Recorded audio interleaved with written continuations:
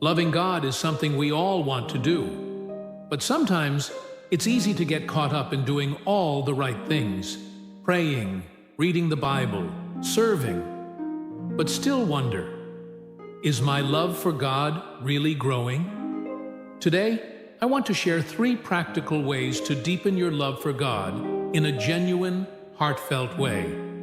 The first step is putting in the thought. Psalm 145:5 says, "I will meditate on the glorious splendor of your majesty and on your wondrous works." That word meditate means more than just reading or hearing. It means slowing down and really reflecting. It's easy to go through the motions of spiritual practices like ticking off a checklist. But if we don't take time to think deeply about God's greatness, we can miss out on the beauty of who He is. God isn't just a concept or a distant figure. He's a person with a heart full of love for us, and He wants us to know Him deeply. So, next time you read the Bible or listen to a sermon, take a moment to pause and let it sink in. Reflect on the fact that the God who created the universe is also the God who cares about you personally. Step 2 is putting in the work. Any meaningful relationship requires effort, right? If you want to love someone, you get to know them.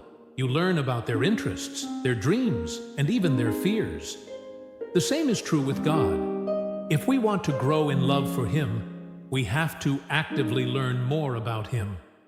The Bible is like a treasure chest full of opportunities to discover who God is. It shows us not just what God does, but who He is, His character, His heart, His plans for us. When we invest time into learning about God through His Word, we find ourselves naturally wanting to love Him more, because we understand Him more deeply. And that knowledge, it's not just head knowledge, it's heart knowledge that transforms the way we live and the way we love. The final step is putting in the time. Relationships don't grow overnight, and neither does our love for God. Just like in any relationship, love is built through time spent together. David is a great example of this. He wasn't perfect, far from it. But through all the highs and lows of his life, he was consistently seeking after God. Whether he was a shepherd boy, a victorious king, or a man dealing with personal failure, David kept returning to God. That's the kind of love God desires from us. Not perfection, but faithfulness.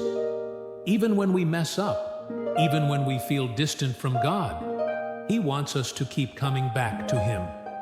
So, if you want to grow in your love for God, make it a priority to spend time with Him every day.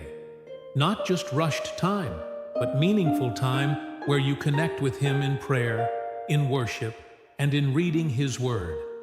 So, to sum it up, put in the thought, put in the work, and put in the time.